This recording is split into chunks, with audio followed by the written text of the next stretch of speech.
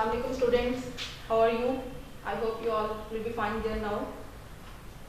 Today I am going to discuss about the chapter number 4, structure of molecules, and the topic is 4.3.3, which is related to about coordinate covalent bond or dative bond. First of all, I want to tell you about today 13 April and the lecture is for class 9, subject chemistry, and the lecture number is 2 and week number is also 2. Its lecture is about for week 2 and now topic is coordinate covalent bond or dative bond. First of all, we want to clear about coordinate covalent bond or dative bond. Coordinate covalent bond is also called dative bond. Coordinate covalent bond का जो second name हम लोग use करते हैं उसको हम लोग कहते हैं dative bond. First of all हम लोग इसको डिफाइन इस तरह करेंगे कि it is the type of bond which is formed when bonded pair of electron is donated by one bonded atom only. So students, इसको जरा क्लियर करते हैं कि ये बॉन्ड की एक ऐसी किस्म होती है जो कब बनती है, जब एक हमारे पास जो एटम होता है उसके पास बॉन्ड पेयर या इलेक्ट्रॉन का पेयर होता है. I am not talking about one electron, I am talking about two electrons and you know electron pair. This one is the electron pair, not only one electron. तो ये bond की वो किस्म है जिसमें हमारे पास इलेक्ट्रॉन का जो पेयर होता है वो डोनेट होता है सिर्फ और सिर्फ एक एटम के जरिए. इसमें कभी भी दो एटम्स इन्वॉल्व नहीं होते. इसको हम लोग क्लियर इस तरह करेंगे जिस तरह हम लोग डेली लाइफ में एग्जांपल लेते हैं. जो अगर एक एटम कोई चीज एक दूसरे को देता है तो हम लोग ये कहते हैं कि वो एक डोनर के तौर पर काम कर रहे हैं. वो एक चीज जो है वो अपने से किसी दूसरे को ट्रांसफर कर रहे हैं, और जो लेता है उसको भी हम एक स्पेसिफिक नेम से रिप्रेजेंट करते हैं और हम लोग उसको एक स्पेसिफिक नेम देते हैं. फॉर एग्जाम्पल, अगर मैं यहाँ पे बात करती हूँ अमोनिया की, you know about ammonia contain nitrogen. Nitrogen have 5 electrons in the valence shell. 3 electrons are involved in making covalent bond with the hydrogen, but 2 electrons remain unbonded.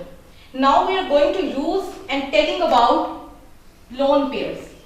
अब ये वो इलेक्ट्रॉन्स हैं जो बॉन्डिंग में टेक पार्ट नहीं कर रहे हैं. हमने इसी को डिस्कस करना है कि ये जो दो इलेक्ट्रॉन्स हैं यहाँ पे जो नाइट्रोजन है वो एक्ट करेगा एज अ डोनर. अब जो इलेक्ट्रॉन देगा, जाहिर सी बात है हम उसको एक स्पेसिफिक नेम देंगे जिससे हमें पता चलेगा कि इलेक्ट्रॉन दे कौन रहा है, इलेक्ट्रॉन ले कौन रहा है. जो इलेक्ट्रॉन दे रहा है उसको हम लोग रिप्रेजेंट करेंगे डोनर से, और जो इलेक्ट्रॉन लेता है उसको हम लोग रिप्रेजेंट करते हैं एक्सेप्टर से. उसको हम लोग क्या करते हैं, रिप्रेजेंट करते हैं. अब यहाँ पे देखें, एक्सेप्टर कोई भी चीज जब वो एक्सेप्ट कर रहा है तो जाहिर सी बात उसके पास पहले से क्या है, कोई ना कोई चार्ज है. पॉजिटिव चार्ज का आप लोगों को पता है. पॉजिटिव चार्ज का मतलब होता है कि it is the deficient of electron. इसके पास इलेक्ट्रॉन्स की कमी है. इस कमी को पूरा करने के लिए वो किसी से कोई भी चीज को क्या करता है, एक्सेप्ट करता है. इसका जब हम एग्जाम्पल के थ्रू लेते हैं, NH3 plus H positive. H positive represent कर रहा है कि ये एक प्रोटॉन है, इसके पास इलेक्ट्रॉन्स की कमी है. अब नाइट्रोजन है, नाइट्रोजन की मैं पहले आप लोगों को बात बता चुकी हूँ. यहाँ पे जो हमारे पास दो इलेक्ट्रॉन्स हैं वो हमारे पास है लोन पेयर्स. लोन पेयर्स ऐसे इलेक्ट्रॉन्स होते हैं जो भी बॉन्डिंग में इन्वॉल्व नहीं हुए होते. हमने इनको यूज करना होता है बॉन्डिंग में. अब होगा क्या कि ये जो दो इलेक्ट्रॉन्स हैं ये इसको ट्रांसफर करेगा. जब ये दो इलेक्ट्रॉन इसको ट्रांसफर करेगा तो हमारे पास जो बॉन्ड बनेगा वो हमारे पास बनेगा dative bond which is also called coordinate covalent bond. What about charge?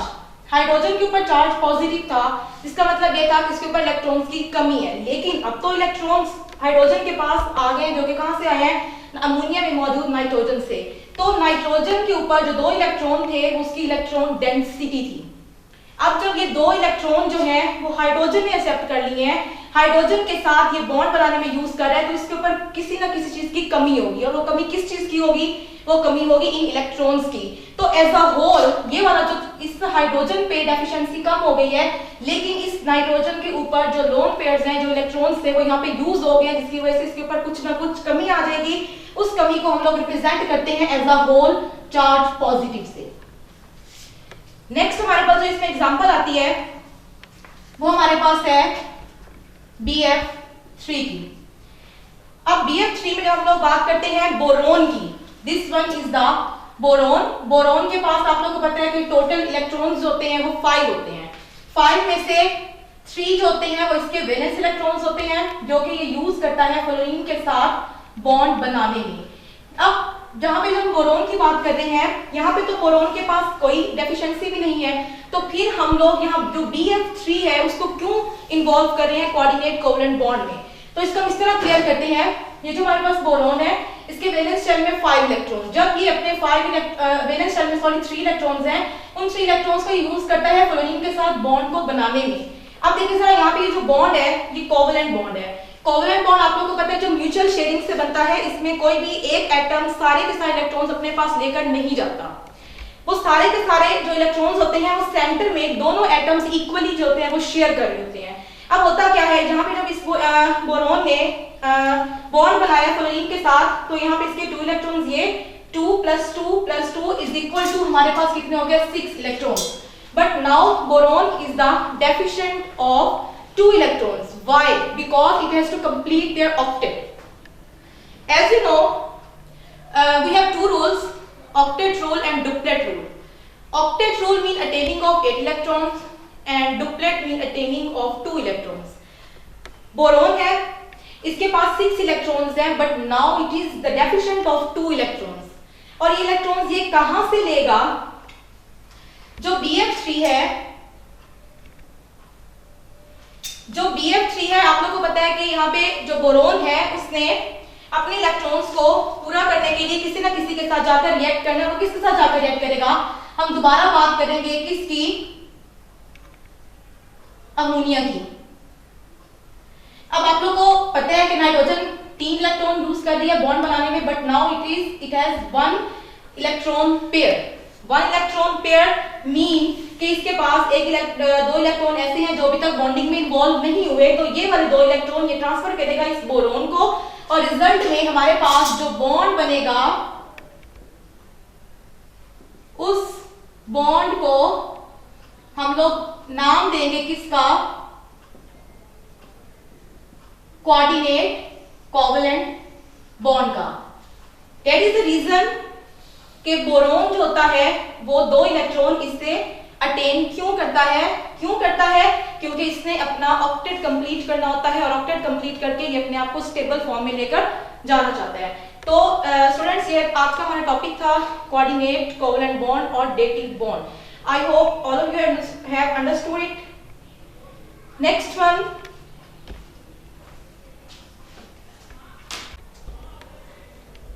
Students, next topic हमारे पास है topic 4.3.4 polar and non polar covalent bond. आज हम लोग ने डिस्कस करना है कि जो कोवलेंट बॉन्ड है वो कुछ पोलर होता है, बॉन्ड जो होते हैं वो पोलर कोवलेंट बॉन्ड होते हैं, कुछ जो होते हैं वो नॉन पोलर कोवलेंट बॉन्ड होते हैं। तो पोलर कोवलेंट बॉन्ड और नॉन पोलर कोवलेंट बॉन्ड के लिए हमारे पास कुछ कंडीशंस होती हैं।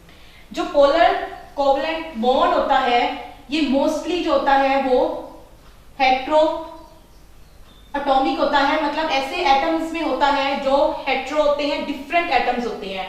जो नॉन पोलर कोवलेंट बॉन्ड होता है ये एक ऐसा बॉन्ड होता है जिसमें कंडीशन हम लोग होमो एटॉमिक की भी लगाते हैं, और इसके अलावा हम लोग इन दोनों हेट्रो एटॉमिक और होमो एटॉमिक के अलावा ये भी डिस्कस कर सकते हैं इनमें सेकंड पॉइंट जो कि हमारे पास किसका आता है, जो कि हमारे पास आता है इसकी इलेक्ट्रोनेगेटिविटी का। इलेक्ट्रोनेगेटिविटी,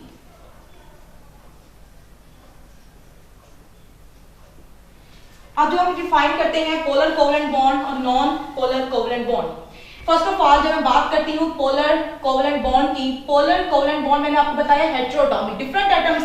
अगर मैं यहाँ पे बात करती हूँ HCl is a hetero atoms, H और Cl दोनों हमारे पास क्या है? हेट्रो एटम्स हैं, दोनों अलग अलग एटम्स हैं, सेम एटम्स नहीं है। अब इनके दरमियान जो बॉन्ड हमारे पास बन रहा है वो बॉन्ड हमारे पास कौन सा है? This one is the covalent bond.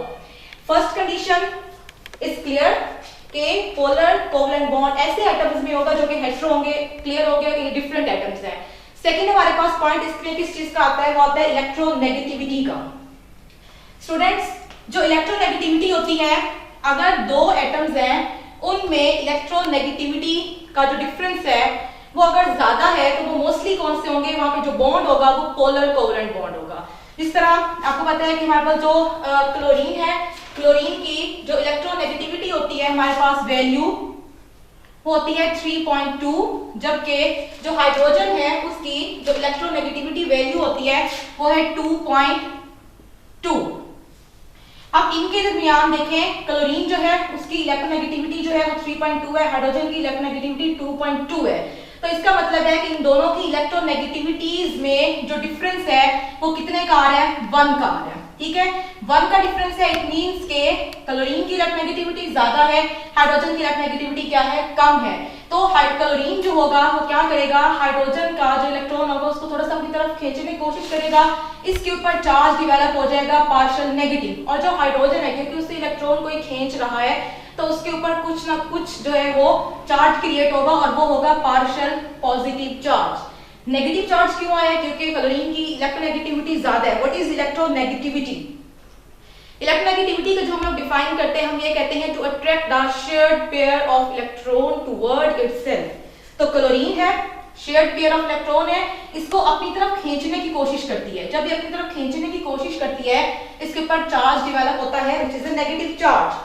And hydrogen, क्योंकि उसके पास जो इलेक्ट्रॉन्स होते हैं उसको कौन ड्रॉ कर रहा होता है, विथड्रॉ कौन कर रहा होता है, क्लोरीन, जिसकी वजह से इसके ऊपर चार्ज रहता है पार्शियल पॉजिटिव। लेकिन यहाँ पे एक पॉइंट है कि हम यहाँ पे प्योर पॉजिटिव और प्योर नेगेटिव और प्योर पॉजिटिव क्यों नहीं लगा रहे, बिकॉज जो नेगेटिव, पार्शियल नेगेटिव और पार्शियल पॉजिटिव होता है जस्ट लाइक अ फीलिंग होती है। ठीक है, इसको मैं कॉमन एग्जांपल देती हूँ कि जब आप लोग के सामने खाना होता है तो आप लोग क्या कर रहे होते हो कि आप उस खाने को भूख फील कर रहे होते हो कि हम वो खाना खाएं, तो वो क्या होता है, कभी आपने खाना खाया नहीं होता लेकिन आप उसके बारे में फील कर रहे होते हो कि हमें भूख लगी, हमने वो खाना खाना है। सेम फॉर दिस, क्लोरीन के पास इलेक्ट्रॉन्स हैं, ठीक है, सिर्फ ये फील कर रहा है कि ये इनको अपनी तरफ क्या कर रहा है, खींचने की कोशिश कर रहा है, जिसकी वजह से इसके ऊपर चार्ज नेगेटिव आएगा, इसके ऊपर चार्ज पार्शियल नेगेटिव और पार्शियल पॉजिटिव आएगा।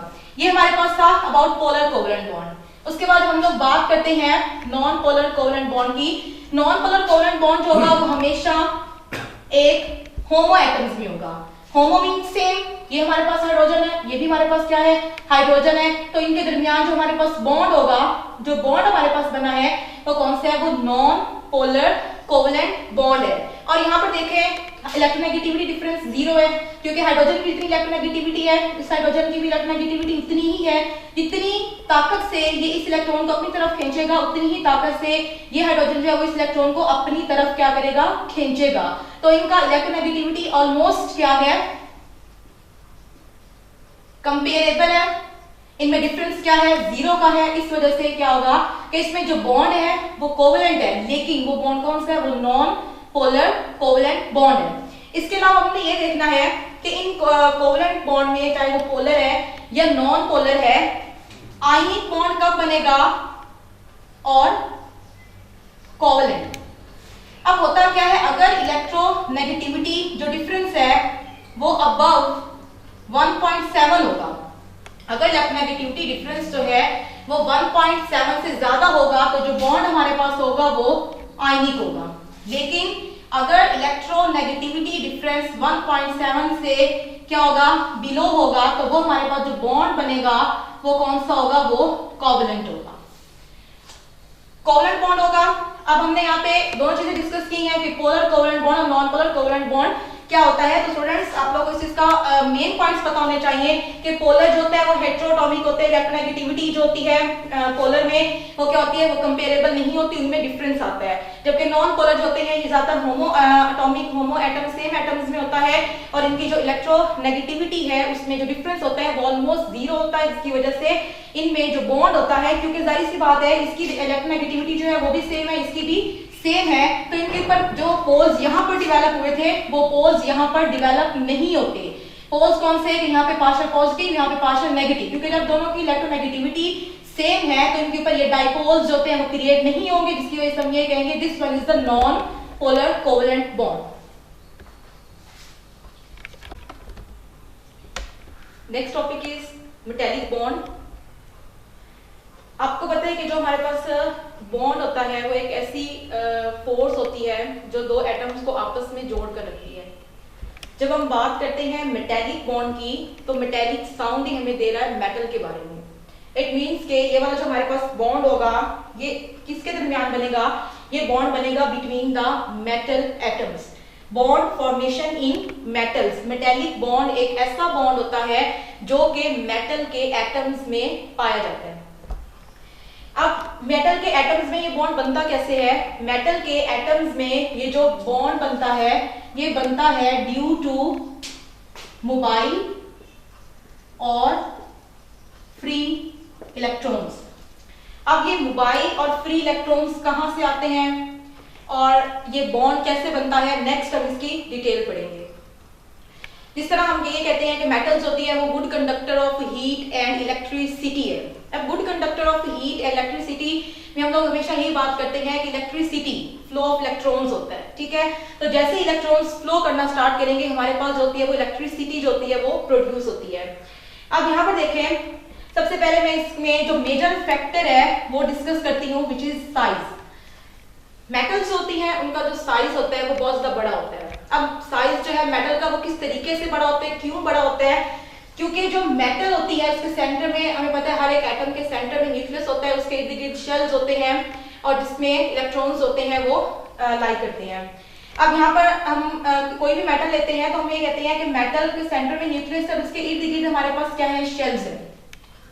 जितने नंबर ऑफ शेल्स ज्यादा होंगे उतना ही उसका साइज बढ़ेगा। क्यों, अब देखें जरा, न्यूक्लियस है, न्यूक्लियस इस पे पॉजिटिव चार्ज और इसकी अट्रैक्शन किस पे होती है, इसकी अट्रैक्शन होती है अपने इर्द गिर्द जो शेल्स होते हैं उनके ऊपर, वैलेंस शेल पे। अब जैसे नंबर ऑफ शेल्स बढ़ते जाएंगे न्यूक्लियस का और वैलेंस जो शेल है उसमें जो डिस्टेंस होगा वो आपका क्या करता जाएगा, वो बढ़ता जाएगा। अब जैसे जैसे इसके ऊपर जो न्यूक्लियस की फोर्स ऑफ अट्रैक्शन होगी, न्यूक्लियस की जो इस वैलेंस शेल को अपनी तरफ खींचने की ताकत होगी वो क्या होती जाएगी, वो कम होती जाएगी। क्यों, क्योंकि इसके रास्ते में हर्डल्स हैं, हर्डल्स मीन कि इसके पास और भी इलेक्ट्रॉन्स हैं और भी शेल्स हैं जो कि इसकी अट्रैक्शन को फील कर रहे हैं। तो न्यूक्लियस की जो अट्रैक्शन होती है वो वैलेंस शेल को अपनी तरफ खींचने की वो क्या हो जाती है, वो इन हर्डल्स को क्लियर करने में काफी ज्यादा वेस्ट हो जाती है उसकी एनर्जी, जिसकी वजह से न्यूक्लियस की अट्रैक्शन वैलेंस शेल पे इतनी ज्यादा नहीं होती, जिसकी वजह से होता क्या है कि ये जो वैलेंस शेल इलेक्ट्रॉन्स होते हैं ये स्प्रेड आउट कर जाते हैं, ये सारे के सारे फैल जाते हैं क्योंकि इनके ऊपर फोर्स न्यूक्लियस के साथ बाइंड रहने की बहुत ज्यादा कम होती है। इसकी एग्जांपल इस तरह दूंगी, जिस तरह ये सारा हमारे पास क्या है, मेटल के एटम्स है, मेटल के एटम्स है, ये हमारे पास क्या है, न्यूक्लियस है। अब न्यूक्लियस है ये जिस तरह मैंने यहाँ पे बनाया, उसके बाद हमारे पास क्या है, शेल्स, जिसमें हमारे पास क्या है, नंबर ऑफ इलेक्ट्रॉन्स है। अब आपको ये भी पता है कि हमारे पास एक फिनोमिना यूज होता है जिसको हम लोग कहते हैं आयोनाइजेशन पोटेंशियल, या हम लोग आयोनाइजेशन जो है वो एनर्जी की बात करते हैं।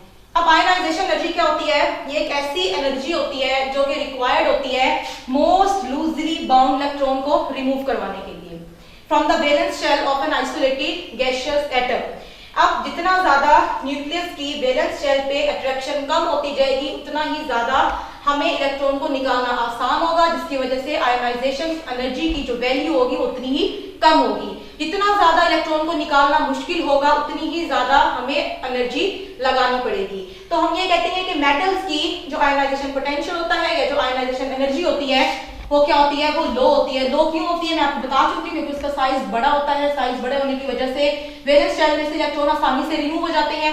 और आपको पता है कि जब भी कोई मेटल इलेक्ट्रॉन लूज करती है उसके ऊपर चार्ज आता है पॉजिटिव, और हम मेटल्स को इलेक्ट्रो पॉजिटिव भी बोलते हैं। अब ये वाला हमारे पास क्या बन गया, ये हमारे पास है एक मेटल का कैटाइन, और इसमें से जो निकलने वाला इलेक्ट्रॉन होगा वो मोबाइल इलेक्ट्रॉन होगा या फ्रीली वो मूव करेगा। सेम मैंने यहाँ पे बनाया है कि ये जो हमारे पास सेंटर में न्यूक्लियस है इसको हम लोग मेटल का, जिस तरह मैंने ये बताया मेटल का कैटाइन भी बोलते हैं, और ये जो इलेक्ट्रॉन्स हैं ये सारे क्या कर जाते हैं, एक पॉन्ड की तरह, तालाब की तरह जो होते हैं वो सारे इर्द गिर्द जो होते हैं वो फैल जाते हैं।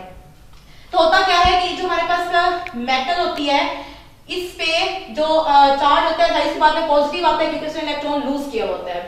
तो ये जो हमारे पास मेटल है और जो इलेक्ट्रॉन है, इसके दरमियान जो फोर्स होती है, उस फोर्स को की वजह से हमारे पास जो बॉन्ड बनता है उसको हम लोग नाम देते हैं मेटेलिक बॉन्ड का।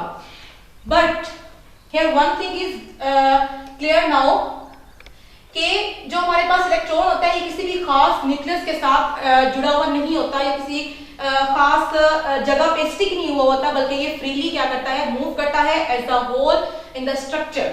ठीक है, जिस तरह मैंने आप लोग को यहाँ पे सारा क्लियर किया है। तो ये हमारे पास ऐसी फोर्स जिसमें मेटल कैटाइन और उसमें मौजूद जो फ्री इलेक्ट्रॉन्स होते हैं, इसमें जब फोर्स डेवलप होती है, उस फोर्स को हम लोग कहते हैं these are the metallic bond, क्योंकि ये हमारे पास बॉन्ड ऐसा होता है जो हमेशा मेटल के एटम्स में पाया जाता है।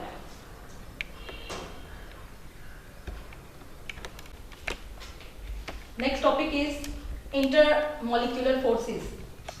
First of all, I have to make clear the difference between inter and intra.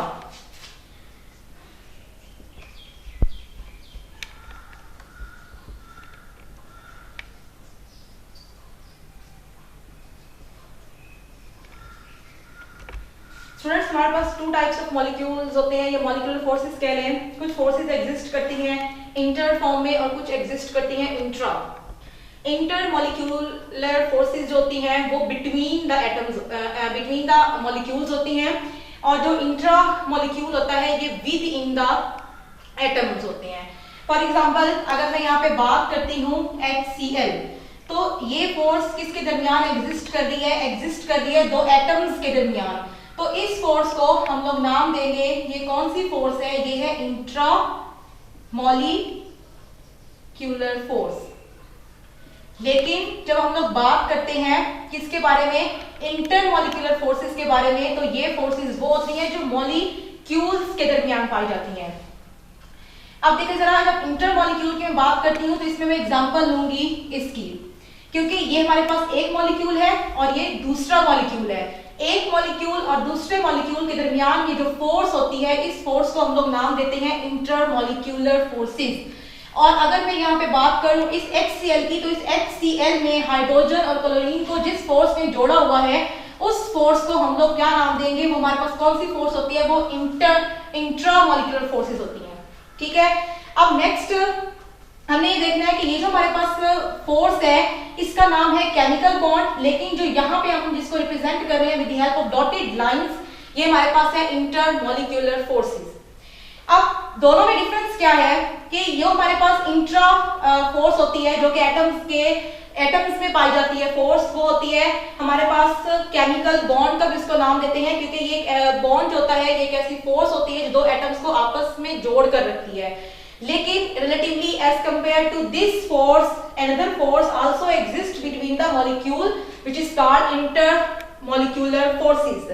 लेकिन केमिकल बॉन्ड की जो फोर्स होती है वो स्ट्रॉन्ग होती है as compare to intermolecular forces. जो इंटरमॉलिक्यूलर फोर्सेस होती हैं ये कुछ वीक होती हैं, ये वीक फोर्सेस होती हैं। इन वीक फोर्सेस को हम लोग क्या कहते हैं? Intermolecular forces. अब होता क्या है, ये जो हमारे पास केमिकल बॉन्ड है, इस केमिकल बॉन्ड को तोड़ने के लिए, क्योंकि ये ज्यादा स्ट्रॉन्ग बॉन्ड होता है, लेकिन जो इंटरमॉलिक्यूलर फोर्स होती हैं ये वीक फोर्सेस होती हैं, तो इनको तोड़ने के लिए हमें जो एनर्जी होती है वो कम चाहिए होती है। लेकिन जो चीज स्ट्रॉन्ग है, जो स्ट्रॉन्ग बॉन्ड है, उसको तोड़ने के लिए हमें जो एनर्जी है वो ज्यादा से ज्यादा चाहिए होती है। तो अगर हम HCl, जिसमें बॉन्ड कौन सा है? केमिकल बॉन्ड है, इसको अगर हम तोड़ना चाहें तो हमें इस केमिकल बॉन्ड को तोड़ने के लिए जो एनर्जी चाहिए होती है वो 430 किलो जूल एनर्जी होती है वो रिक्वायर्ड होती है। लेकिन जब हम लोग बात करते हैं इंटरमॉलिक्यूलर फोर्सेस की, तो इन फोर्सेस को तोड़ने के लिए हमें जो एनर्जी रिक्वायर होती है वो 17 किलो जूल है। तो आप देखें एनर्जी का डिफरेंस कि जब हम केमिकल बॉन्ड को ब्रेक डाउन करने की बात करते हैं तो हमारे पास, क्योंकि ये ज्यादा स्ट्रॉन्ग फोर्स है, इस स्ट्रॉन्ग फोर्स को तोड़ने के लिए हमें जो एनर्जी है वो ज्यादा से ज्यादा चाहिए। और अगर हमारे पास कोई चीज वीक है तो उसको तोड़ने के लिए हमें जो एनर्जी है वो कम से कम चाहिए होती है। एनर्जी डिफरेंस हमने यहाँ पे देखा है कि अगर हम केमिकल बॉन्ड को ब्रेक डाउन करना चाहते हैं तो उसके लिए हमें जो एनर्जी होगी वो 430 किलो जूल चाहिए। लेकिन जो हम लोग इंटरमॉलिक्यूलर फोर्सेस जो कि रिलेटिवली वीक फोर्सेस हैं, इनको तोड़ने के लिए हमें जो एनर्जी होती है वो रिक्वायर्ड होती है जो कि हमारे पास 17 किलो जूल है। अब आप लोगों को HCl के बारे में हम लोग पहले थोड़ा सा डिस्कस कर चुके हैं कि जो HCl होता है इसमें बॉन्ड होता है वो पोलर कोवलेंट बॉन्ड होता है। क्लोरीन की इलेक्ट्रोनेगेटिविटी ज्यादा होती है, हाइड्रोजन की इलेक्ट्रोनेगेटिविटी कम होती है, जिसकी वजह से क्लोरीन जो होता है वो इस इलेक्ट्रॉन को अपनी तरफ खींचने की कोशिश करता है, इसके ऊपर चार्ज पार्शियल नेगेटिव और इसके ऊपर चार्ज पार्शियल पॉजिटिव डेवलप हो जाता है। जब ये डाइपोल्स बनते हैं, जब ये दो पोल्स बनते हैं, तो होता क्या है कि बाकी जो HCl के मॉलिक्यूल्स होते हैं वो अपने आप को इस तरह से अरेंज करते हैं कि इसका नेगेटिव जो होगा वो दूसरे मॉलिक्यूल के पॉजिटिव के साथ जाकर क्या करेगा, इंटरेक्ट करेगा, दोनों में अट्रैक्शन डेवलप होगी, एक फोर्स डेवलप होगी। इस फोर्स को हम लोग नाम देंगे इसका इंटरमॉलिक्यूलर फोर्सेस का। हम इन सारी की सारी जो इंटरमॉलिक्यूलर फोर्सेस होती है इसके आगे नेक्स्ट लेक्चर में इसकी टाइप्स डिस्कस करेंगे, जो कि डाइपोल इंटरेक्शन होता है, हाइड्रोजन बॉन्डिंग है, ये सारी की सारी जो है वो इंटरमॉलिक्यूलर फोर्सेस ही हैं। इनको हम लोग रिलेटिवली क्या बोलते हैं, वैन वाल फोर्सेस का भी हम लोग इसको नाम देते हैं। थोड़ा सा आप लोगों को बता दूं डाइपोल्स का मतलब क्या होता है। डाई का मतलब टू एंड पोल्स मीन सिरे कह लो कि हमारे पास जब दो पोल्स बनते हैं, उन दो पोल्स के दरमियान जो अट्रैक्शन होती है वो हमारे पास क्या होती है, वो डाइपोल इंटरेक्शन होती है।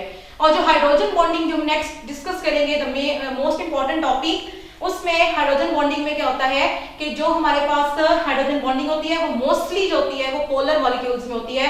पोलर मॉलिक्यूल्स के अलावा जो हाइड्रोजन बॉन्डिंग है वो बहुत ही कम पाई जाती है, तो ज्यादातर जो होती है वो पोलर कोवेलेंट बॉन्ड होता है, और हाइड्रोजन बॉन्डिंग भी जो है वो पोलर मॉलिक्यूल्स में ही पाई जाती है। आई होप जो मैं टॉपिक्स आप लोगों को स्टूडेंट्स पढ़ाए आपको अच्छे से समझ आई होगी। और next topic will be about the types of these forces, dipole interaction and the hydrogen bonding. Okay, thank you.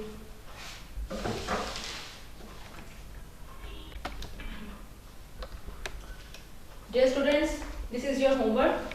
Coordinate covalent bond to intermolecular forces. I hope all of you have a good understanding of these topics.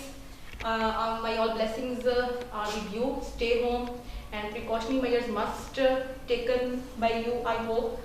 Allah Hafiz. Take care.